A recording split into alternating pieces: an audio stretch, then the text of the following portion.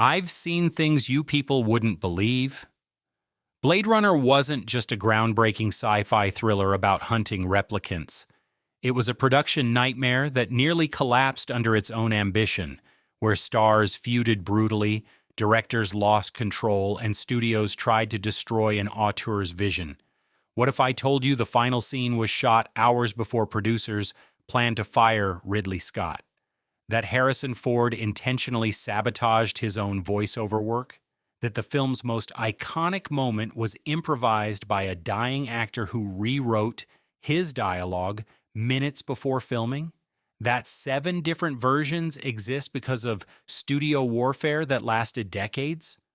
Today we're diving into 20 weird facts about Blade Runner that reveal the chaos behind cinema's most influential dystopia. Plus, a bonus fact so shocking it'll change how you see Rick Deckard forever.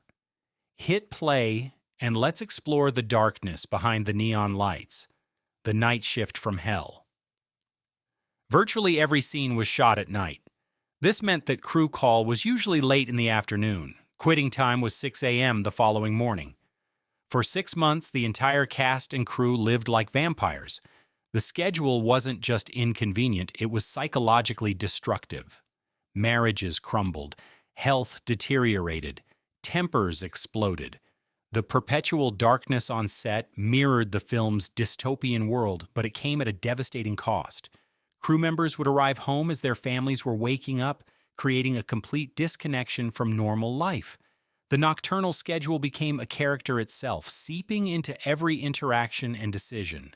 This wasn't filmmaking, it was endurance testing. Harrison Ford's sabotage campaign. Ford hated the voiceover narration so intensely that he deliberately recorded it terribly, hoping the studio would abandon it. Ford famously tangled with Scott while the final version of the movie saw voiceovers that the actor was less than impressed with. He delivered lines with zero emotion, hoping his flat performance would kill the idea. The strategy backfired spectacularly. The studio loved the detached film noir quality of his unenthusiastic delivery. Ford's passive-aggressive rebellion accidentally created the exact mood they wanted. What audiences heard as Deckard's world-weary cynicism was actually Ford's genuine frustration bleeding through the microphone. The irony is devastating. Ford's attempt to destroy the narration made it hauntingly perfect. Ridley Scott's crew mutiny. The crew hated Ridley Scott. Tension reached breaking point when crew members began wearing T-shirts reading, "Yes, Governor, my ass," a direct mockery of Scott's British mannerisms and demanding directorial style. The shirts weren't just jokes, they were declarations of war. Scott's perfectionism clashed with American crew culture. He demanded multiple takes for seemingly minor details while everyone worked exhausting night schedules. The rebellion spread through every department. Grips, gaffers, and camera operators united against their director. Scott found himself isolated, fighting to maintain creative control while his own team actively resisted his vision. This wasn't creative differences, this was open revolt. Sean Young and Harrison Ford's toxic dynamic. Stars Ford and Sean Young, who played the replicant Rachel, hated each other. Their off-screen animosity created an unintentionally perfect on-screen chemistry. 2 characters who shouldn't trust each other, played by actors who genuinely didn't. Young felt Ford was dismissive and condescending. Ford found Young unprofessional and difficult. Their mutual disdain created a tension that Scott actually encouraged, believing it served the story. During their romantic scenes, the discomfort is palpable, which works perfectly for a relationship between a Blade Runner and a replicant who doesn't know she's artificial. Their real-life conflict accidentally became the film's emotional core, the studio's 7-version war. As a result of studio meddling, a whopping 7 versions of Ridley Scott's film have been shown to audiences since its release. Each version represents a different battle in Hollywood's longest-running creative war. The theatrical cut, work print, international cut, director's cut, and final cut all tell slightly different stories. Studios added happy endings, removed ambiguity, and inserted explanatory narration. Scott fought back with each re-release, gradually reclaiming his vision. This wasn't just editing, this was ideological warfare played out across decades. Each version reveals different power dynamics between artists and commerce, making Blade Runner a living document of Hollywood's creative struggles. Roy Batty's improvised masterpiece. Rutger Hauer rewrote his iconic Tears in Rain speech the morning of filming. The scripted version was longer and more explanatory. Hauer condensed it into poetry, creating cinema's most haunting meditation on mortality just hours before stepping in front of the camera. All those moments will be lost in time, like tears in rain. These words weren't written by screenwriters or polished by script doctors. They came from an actor who understood his character's tragic beauty better than anyone else. Hauer's improvisation transformed a standard villain death scene into a philosophical statement that defines the entire film. The speech was born from instinct, not calculation, making it heartbreakingly authentic. The Bradbury Building's accidental stardom. The film's most iconic location, the Bradbury Building, was chosen almost by accident. Scott needed an interior that felt both futuristic and ancient. The 1893 Los Angeles landmark, with its ironwork elevator and glass ceiling, became the perfect symbol for a world where past and future collide. What Scott didn't anticipate was how the building would become inseparable from the film's identity. Every glass panel and shadow spoke to themes of corporate, surveillance, and urban decay. The location wasn't just a backdrop, it became a character representing the film's central question about what makes something real versus artificial. The building's historical authenticity paradoxically made the future feel more believable. The Vangelis score's last-minute magic. Vangelis composed the entire score after seeing rough cuts of the film. He worked intuitively, creating synthesizer soundscapes that perfectly matched Scott's visual rhythms. The composer watched scenes repeatedly, then improvised musical responses that captured emotional nuances even he couldn't articulate. The film's soundtrack, composed by Vangelis, was nominated in 1982 for an Academy Award. The electronic score didn't just accompany the action, it created an entirely new language for cinematic emotion. Each synthesizer note felt like memory made audible. Vangelis proved that technology could express humanity more powerfully than traditional orchestration. His music doesn't just support the film, it defines what cyberpunk sounds like. The practical effects revolution. In some scenes, the set was lit, shot, the film rewound, and then re-recorded over with different lighting. In some cases, this was done 16 times in all. Every glowing sign, every rain-soaked street, every beam of light was created through multiple exposure techniques that required mathematical precision.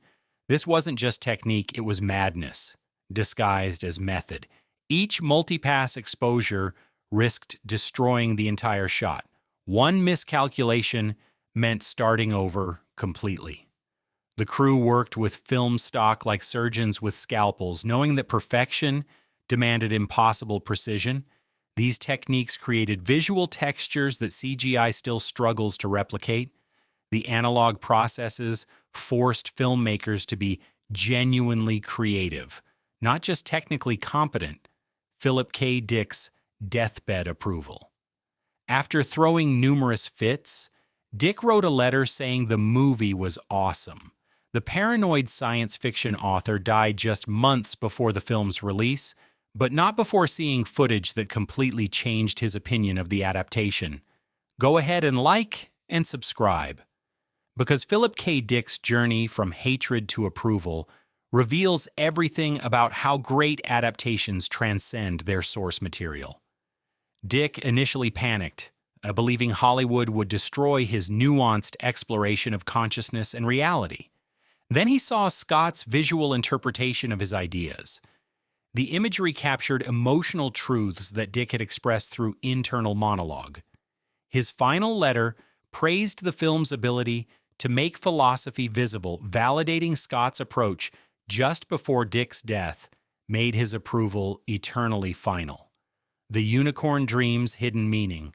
Ridley Scott added the unicorn dream sequence to hint that Deckard might be a replicant, a detail that has fueled debate for decades. The unicorn suggests implanted memories and false dreams, raising doubts about Deckard's true identity.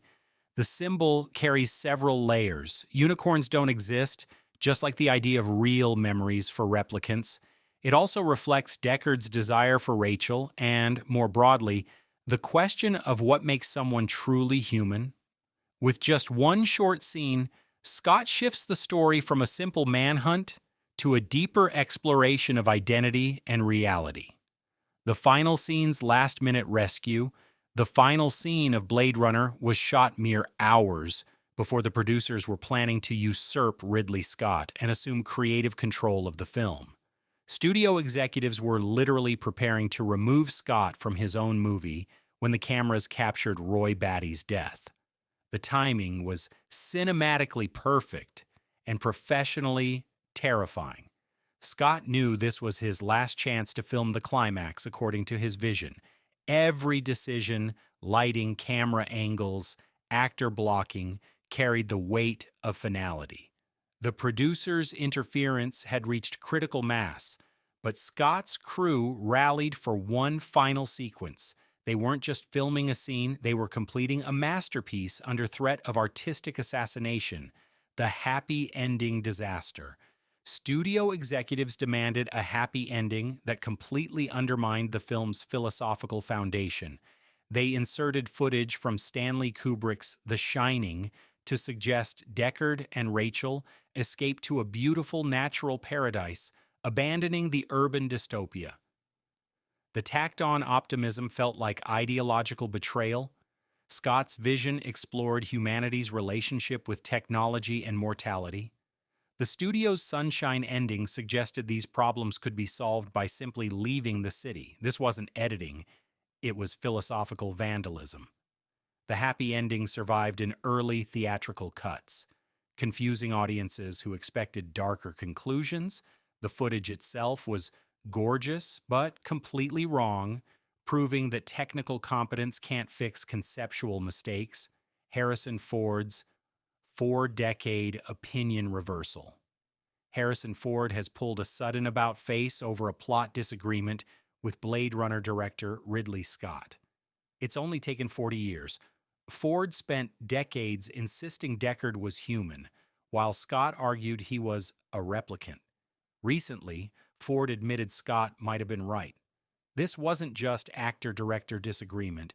It was fundamental philosophical conflict about the story's meaning. Ford believed audiences needed a human protagonist to identify with. Scott wanted to blur the line between artificial and authentic consciousness. Their debate reflected broader questions about identity and empathy that the film explores. Ford's recent concession suggests that time and perspective can change even the most deeply held interpretations.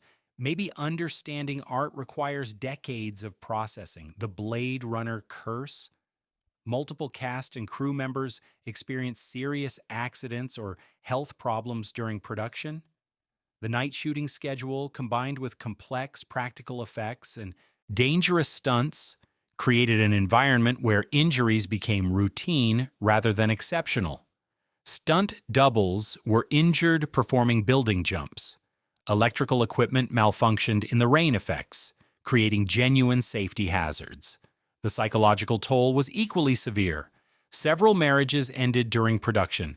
The film's dystopian atmosphere seemed to infect everyone involved, creating real-world darkness that matched the on-screen vision. This wasn't method acting, it was occupational hazard elevated to artistic statement. Tyrrell Corporation's real architecture. The massive Tyrrell Corporation building was actually a combination of practical sets and matte painting techniques that required architectural precision. Every window, every geometric angle, Every light source was calculated to create an imposing corporate fortress that symbolized unchecked technological power. The building design influenced decades of cyberpunk architecture in films, video games, and concept art. Its massive, ziggurat-like structure suggested both ancient power and futuristic dominance. The architecture wasn't just background, it was visual storytelling about corporate control over human evolution. The building's presence in every exterior shot reminded audiences that this world belonged to corporations, not people. The replicant lifespan solution.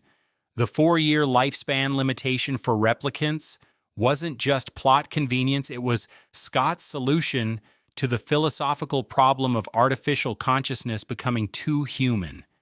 If replicants lived forever, they would eventually become indistinguishable from natural humans. The arbitrary death sentence creates the film's central tragedy. Every replicant characters face mortality with intensity that most humans never experience. Their shortened lifespans make them more human than their creators, who take immortality for granted. The 4-year limit transforms them from threats into victims, forcing audiences to question who really deserves empathy in this world. The rain machine's technical nightmare. Creating convincing rain in every exterior scene required massive water systems that frequently malfunctioned, soaking equipment and endangering electrical systems. The rain wasn't just atmospheric. It was a constant production hazard that nearly shut down filming multiple times. The weather effects created visual poetry at enormous practical cost. Every drop had to be precisely controlled to avoid destroying cameras and lighting equipment. The crew worked in genuinely dangerous conditions to achieve Scott's vision of perpetual precipitation. The rain wasn't just cinematography, it was an endurance test that pushed everyone beyond normal filmmaking limits. The final result justifies the suffering, but barely. Sean Young's method. Acting extremes. Young approached playing Rachel with method acting techniques that blurred the line between performance and reality. She studied artificial intelligence research and psychology texts about memory and identity, trying to understand what it would feel like to discover your entire life was implanted. Her preparation went beyond normal character development into genuine psychological exploration. Young interviewed psychologists about false memory syndrome and identity disorders. She wanted to understand the specific trauma of learning that your memories weren't real. This research informed her performance with authentic confusion and vulnerability that couldn't be achieved through normal acting techniques. Her commitment to the role's psychological complexity elevated every scene. The box office disaster that changed everything. A box office flop on its release in 1982, Blade Runner has grown in stature in the decades since to now be regarded a science fiction masterpiece. The initial failure almost destroyed everyone's careers, but home video and critical reevaluation transformed disaster into legend. The film opened against E.T. and The Thing, facing audiences who wanted escapist entertainment, not philosophical challenges about consciousness and mortality. Critics were divided. Many found the pacing slow and the plot confusing. The beautiful visuals couldn't overcome resistance to the film's intellectual ambitions, but video rental allowed viewers to study the imagery and absorb the themes at their own pace. The medium perfectly suited the film's contemplative nature, proving that some art needs time to find its audience. In the director's cut, Gaff's origami unicorn at the end isn't just random, it proves Gaff has access to Deckard's dreams, confirming that Deckard is indeed a replicant with implanted memories. This tiny detail, overlooked by most viewers, definitively answers the film's central question about the protagonist's humanity. Scott planted this evidence deliberately but subtly, knowing that only careful viewers would connect the unicorn dream with Gaff's final origami. The revelation recontextualizes the entire narrative. Deckard isn't hunting replicants. He's hunting his own kind without knowing it. His memories, his skills, his entire identity are artificial constructs. The unicorn origami is Scott's quiet confirmation of the theory that Ford spent decades rejecting. One small paper figure changes everything. Blade Runner began as a studio project to capitalize on science fiction's popularity and evolved into cinema's most influential meditation on consciousness, identity, and what it means to be human in a technological age. The production's chaos and conflict accidentally created conditions where genuine artistic vision could emerge from commercial compromise. What started as a simple adaptation became a template for countless films, video games, and cultural discussions about artificial intelligence and human authenticity. The Nightmare production created a masterpiece that's only grown more relevant as technology brings Blade Runner's questions closer to reality. Like those tears and rain, most behind-the-scenes stories fade from memory, but some productions leave permanent marks on both cinema and consciousness. Drop a comment with your favorite Blade Runner fact, smash that subscribe button, and remember, in a world of artificial experiences, authentic art is more precious than ever. Do androids dream of electric sheep? After learning these secrets, the better question might be, do humans dream of anything else?